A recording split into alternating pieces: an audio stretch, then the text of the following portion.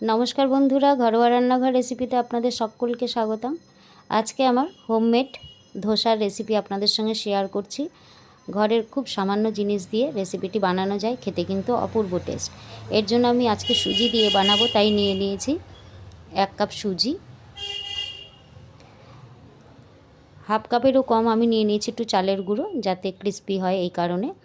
আর একটু নিয়ে নিয়েছি সামান্য পরিমাণে বেসন, তাতে কালারটা খুব সুন্দর আসবে এই কারণে।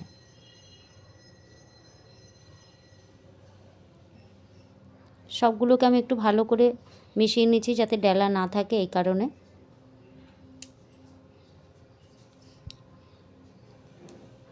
আপনাদের কাছে রিকোয়েস্ট হলো, যারা আমার চ্যানেলে নতুন, চ্যানেলটিকে সাবস্ক্রাইব করবার জন্য। দিয়ে দিচ্ছি একটু লবণ, আর ঠিক যেটাই সুজি নিয়েছি তারই 1 কাপ আমি দিয়ে দিচ্ছি এর মধ্যে টক দই। সবগুলোকে ভালো করে মিশিয়ে একটু জল দিয়ে দিচ্ছি এর মধ্যে।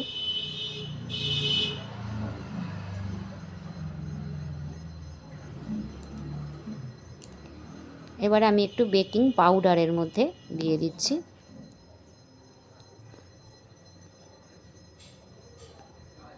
সবগুলোকে ভালো করে মিশিয়ে এর মধ্যে আমি জল অ্যাড করে দিচ্ছি।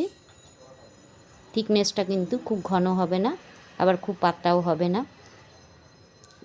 ভালো করে এটাকে মিশিয়ে দিতে হবে যাতে ডেলা না থাকে। আমি 20 মিনিটের জন্য এটাকে রেস্টে রেখে দেবো। ততক্ষণে আমি আলু সিদ্ধ করে নিয়েছি, ভেতরের মশলাটা তৈরি করছি।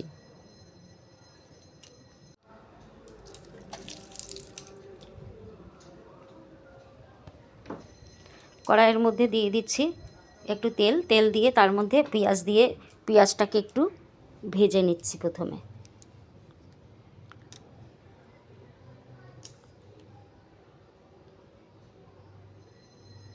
পেঁয়াজটা লাল করে একটু ভাজতে হবে।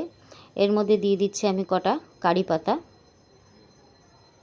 আর কটা কাঁচা লঙ্কা কুচি।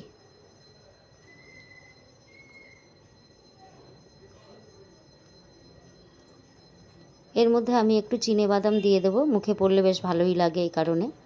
আপনারা ইচ্ছে না করলে নাও দিতে পারেন। এবার খুব ভালো করে ভাজা হয়ে গেলে এর মধ্যে আমি আলুগুলো দিয়ে দিচ্ছি। এর মধ্যে স্বাদ অনুযায়ী লবণ দিয়ে দেবো, দিয়ে কড়াইয়ের মধ্যে একটু নাড়াচাড়া করে নেব। আপনারা যদি টক পছন্দ করেন এর মধ্যে তেঁতুলগুলা দিয়ে দিতে পারেন, অথবা টমেটো কুচিও ব্যবহার করতে পারেন। আমি টক ছাড়াই করব, এই কারণে এই জন্য আমি তেঁতুলগুলা দিইনি। হয়ে গেল আমার মশলা। এবারে তাওয়াটাকে বেশ ভালো করে গরম করে নিয়েছি। নেওয়ার পরে আমি আবার এটাকে জল ছিটা দিয়ে ঠান্ডা করে নিয়ে এবার একটু পুছে নিচ্ছি। আঁচটাকে এই সময় মিডিয়াম করে দিয়ে এবার আমি বেটারটা দিয়ে বেশ সুন্দর করে গোল গোল করে ঘুরিয়ে দেবো। যতটা পাতলা হবে, আমার বেটারটা দেখে বুঝতেই পারছেন কতটা পাতলা হবে, এমনি করে গোল গোল করে ঘুরিয়ে দিতে হবে। এর আগে আমি ডাল আর চালের ধোসার রেসিপি আপনাদের সঙ্গে শেয়ার করেছি। আজকে আমি সুজির রেসিপি শেয়ার করছি। সুজি দিয়ে ধোসা খেতে কিন্তু খুব ভালোই লাগে সুজি দিয়েও। এবারে বেশ লাল লাল হয়ে এলে এর মধ্যে আমি মশলাটা দিয়ে দিচ্ছি আলুর।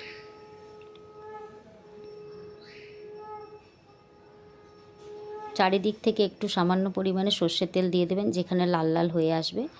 তারপরে হয়ে গেলে কিন্তু এটা এমনিতেই উঠে আসবে। যখন এমনিতে উঠে আসবে বোঝা যাবে ধোসাটা আমার রেডি হয়ে গেছে।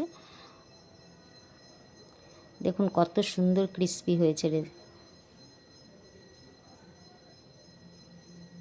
এইভাবে আমি কিছু মশলা দিয়ে বানিয়েছি, আর কিছুটা আমি এমনি প্লেন ধোসাও বানিয়ে নিয়েছি। রেসিপিগুলো ভালো লাগলে অবশ্যই কিন্তু সকলের সঙ্গে শেয়ার করবেন, কমেন্টসে জানাবেন আমার রেসিপিটি কেমন লাগলো। এইভাবে বেশ কয়েকটি ধোসা আমি বানিয়ে নিয়েছি। আপনারা এইভাবে বানাবেন, অবশ্যই ভালো লাগবে খেতে। আর অবশ্যই কিন্তু সাবস্ক্রাইব করতে ভুলবেন না। Thank you.